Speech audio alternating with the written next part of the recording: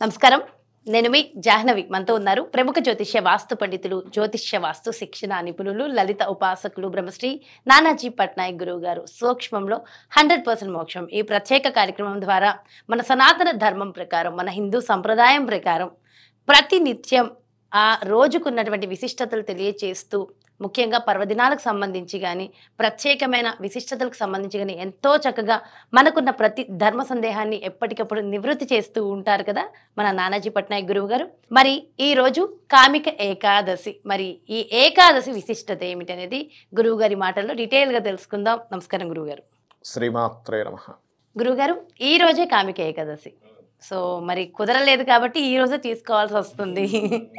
నిన్న చెప్పేసి ఉంటే మీరు టూర్స్ కొంచెం అంతా బిజీగా ఉండడం వల్ల. మరి ఏకాదశి అంటే సాధారణంగా మనం సాయంకాలమే చేసుకుంటాం కాబట్టి పర్వాలేదు. ఇప్పుడు చెప్పిన అంటే ఏకాదశి, రేపటి ద్వాదశి రెండు కలిపి ఎలా చేసుకోవాలి ఒక్కసారి మన వ్యూస్ అందరి కోసం డీటెయిల్గా వివరించండి.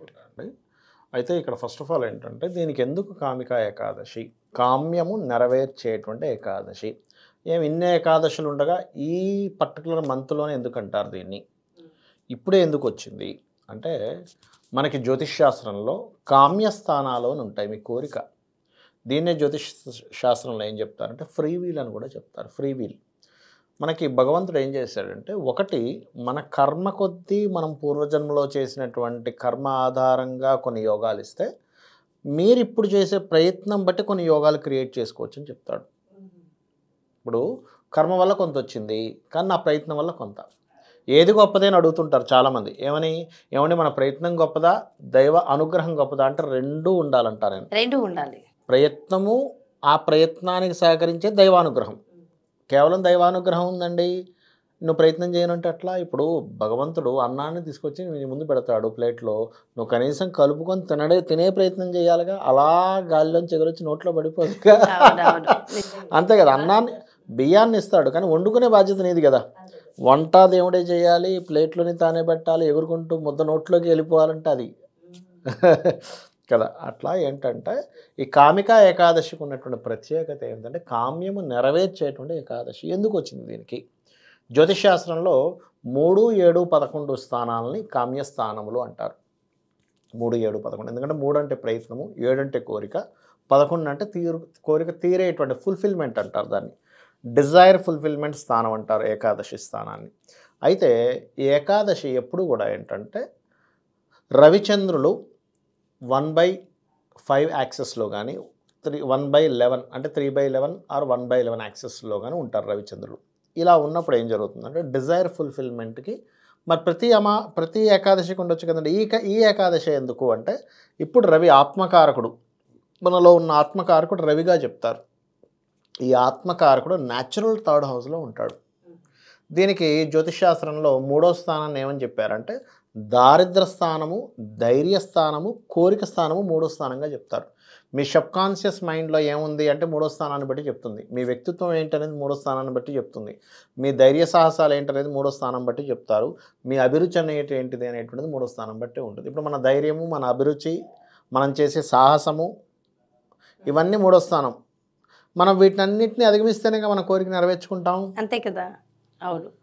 అవి ఇప్పుడు మీరు ధైర్యం చేయలేదు, దారిద్రం వస్తుంది. అందుకే 3వ స్థానానికి 2 చెప్పారు. దారిద్రము అదే 3వ స్థానం చెప్పారు, ధైర్యం అదే స్థానాన్ని చెప్పారు.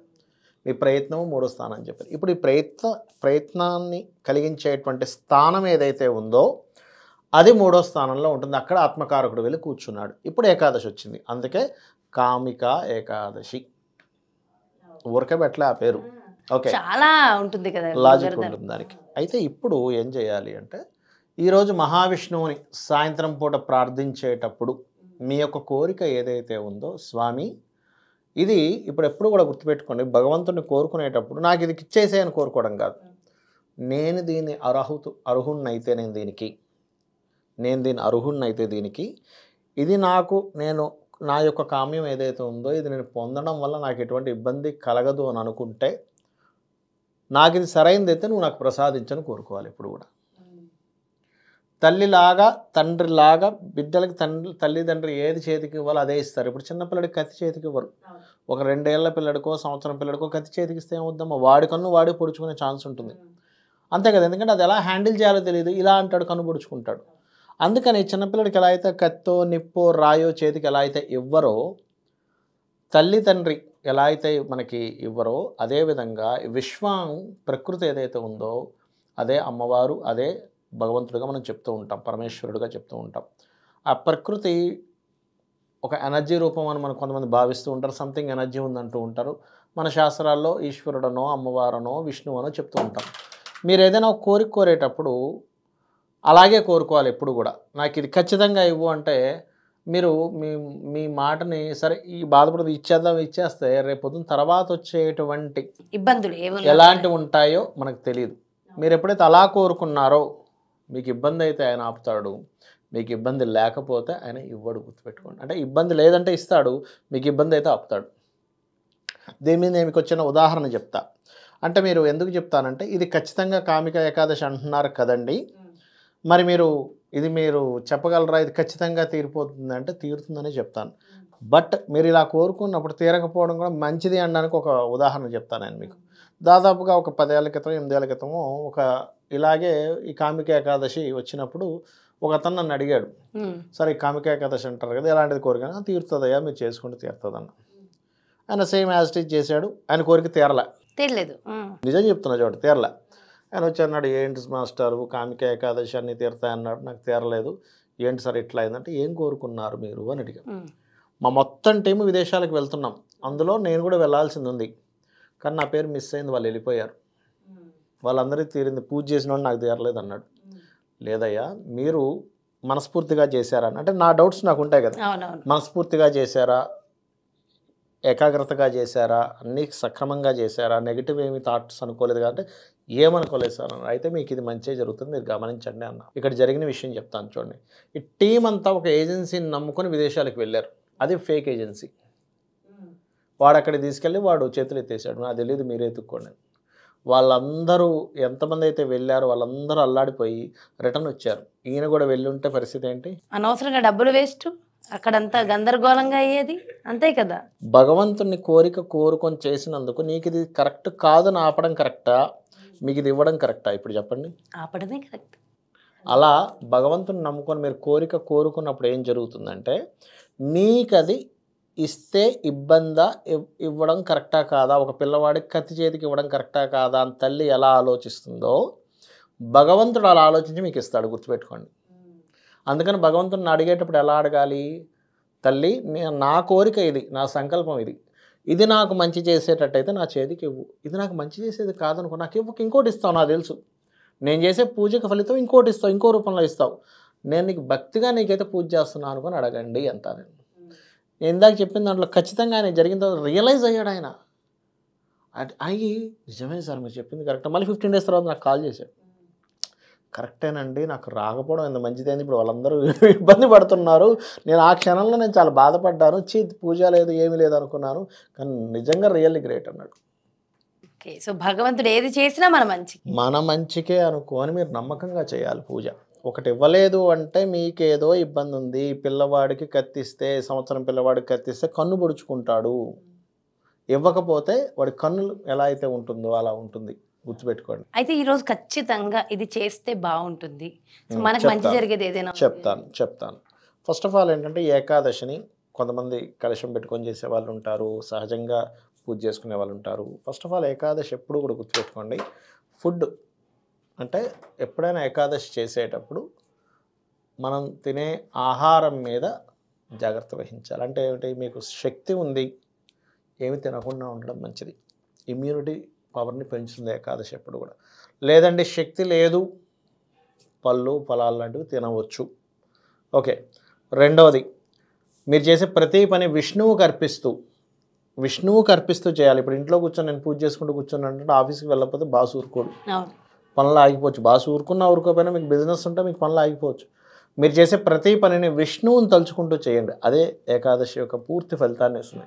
విష్ణువుకి చేస్తున్నాను, విష్ణువుకి ఇస్తున్నాను, విష్ణు సంబంధంగా చేస్తున్నాను, ఆ స్వామివారికి చేస్తున్నాను అనే భావనతో చేయండి. అదే నిజమైనటువంటి భక్తి, నిజమైనటువంటి సేవ, నిజమైనటువంటి ఇది. మీ కస్టమర్ రూపంలో విష్ణువు కనబడాలి. ఓకే, అది.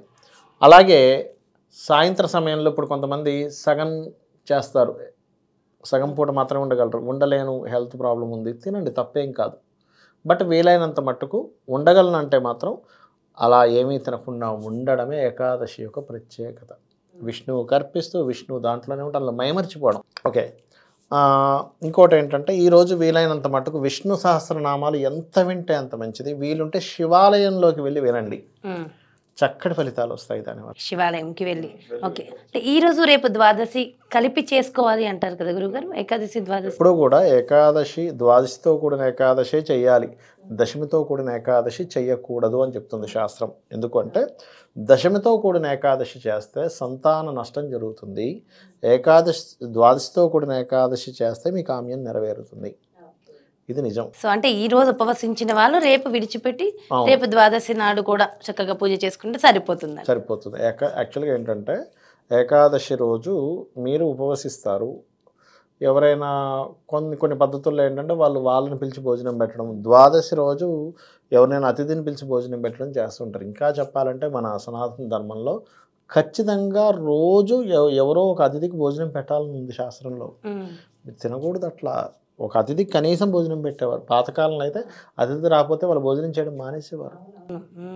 అందులో కొన్ని పద్ధతుల్లో మరీ ఎక్కువ ఉంటుంది కదా, మానేసేవారు అట్లా. ఇప్పుడు కాలంలో ఇంకా మార్పులు వచ్చాయి, ఫైన్. ఇంకా రకరకాల పక్షులకి పెట్టే వాళ్ళు ఉంటారు, అట్లాగా ఆర్ఫన్ హౌజెస్కి ఇవ్వచ్చు. చాలా చక్కగా వివరించారు గురువుగారు, ఎంతో చక్కటి విషయ పరిజ్ఞానాన్ని మా అందరికీ అందించారు. Thank you so much Guruji. నమస్కారం. శ్రీమాత్రే నమః. చూసారు కదండి, నిజంగా మరి ఈ రోజు కామిక ఏకాదశి, మరి ఈ రోజు సాయంత్రం మనం ఆచరించవలసిన విధి విధానాలు ఏమిటి, దాని వలన కలిగే ఫలితం ఏమిటి అనేది ఎంతో చక్కగా వివరించారు. ద్వాదశితో కూడిన ఏకాదశిని ఎలా జరుపుకోవాలి, మరి తెలియక చాలా మంది తప్పులు చేస్తారు, దశమితో కూడిన ఏకాదశిని చేస్తూ ఉంటారు, మరి దానివల్ల కలిగే నష్టాలు ఏంటనేది కూడా ఎంతో చక్కగా వివరించారు కదా గురువుగారు. మరో చక్కటి కార్యక్రమంతో, మరో సూక్ష్మంలో 100% మోక్షం ప్రత్యేక కార్యక్రమంతో మళ్ళీ మీ ముందుకు వచ్చేస్తాను. మరి అదేవిధంగా మీ యొక్క జాతకానికి సంబంధించి కానీ, లేదంటే మీ ఇంటి వ్యాపార వాస్తుకి సంబంధించి కానీ గురువుగారిని కలవాలి, అపాయింట్మెంట్ కావాలి అనుకుంటే క్రింద డిస్ప్లే అవుతున్నటువంటి నెంబర్స్కి కాల్ చేయండి. నమస్కారం.